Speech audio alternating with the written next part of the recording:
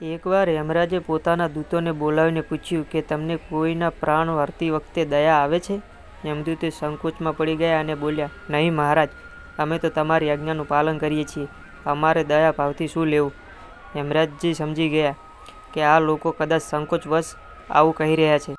આથી તેમણે નિર્ભય કરતા બોલ્યા, તમે સંકોચ ના કરતા. જો તમારું દિલ કદી કંપી જતું હોય તો નીડર થઈને કહો. ત્યારે યમદૂતોએ બીતા બીતા કહ્યું કે એકવાર આવી ઘટના ઘટી હતી જ્યારે અમારું હૃદય કંપી ઉઠ્યું હતું.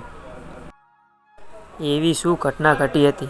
ત્યારે યમદૂતોએ જણાવ્યું, મહારાજ, હંસ નામનો રાજા હતો જે એક દિવસ શિકાર કરવા ગયો ત્યારે પોતાના સાથીઓથી અલગ પડી ગયો અને બીજા રાજ્યની સીમમાં જતો રહ્યો. ત્યાંના રાજા હેમાએ તેનું સ્વાગત કર્યું. તે દિવસે રાજા હેમાની પત્નીએ એક પુત્રને જન્મ આપ્યો.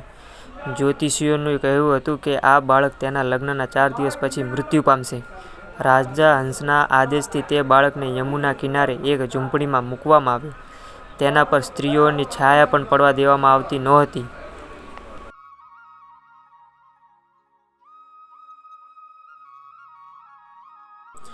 પરંતુ વિધિના વિધાન અડગ હોય છે. સમય વીતતો ગયો. સંજોગથી એક દિવસ રાજા હંસની યુવાન દીકરી યમુના કિનારે આવી ગઈ અને તેને બ્રહ્મચારી બાળક જોડે ગંધર્વ વિવાહ કર્યા અને વિવાહના 4થા દિવસે રાજકુમાર મૃત્યુ પામ્યો. તે નવવિવાહિતનો અવિલાપ જોઈને અમારું હૃદય કાંપી ઉઠ્યું.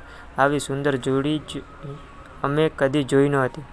તે કામદેવ અને રતિ કરતાં પણ આકર્ષક હતા. યમરાજ દ્રવિત થઈને બોલ્યા, શું કરીએ?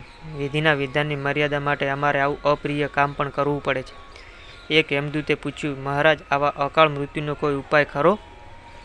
યમરાજે અકાળ મૃત્યુનો ઉપાય બતાવતા કહ્યું કે ધનતેરસના દિવસે પૂજન અને દીપદાન વિધિપૂર્વક કરવાથી અકાળ મૃત્યુને ટાળી શકાય છે. જે ઘરમાં અપૂજન થાય છે ત્યાં અકાળ મૃત્યુનો ભય પાસે પણ નથી ફરકતો.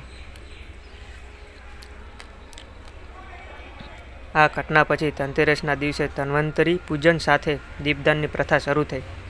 માહિતી સારી લાગી હોય તો વિડીયોને લાઇક કરજો અને ચેનલને સબસ્ક્રાઈબ કરવાનું ભૂલતા નહીં. જય માતાજી.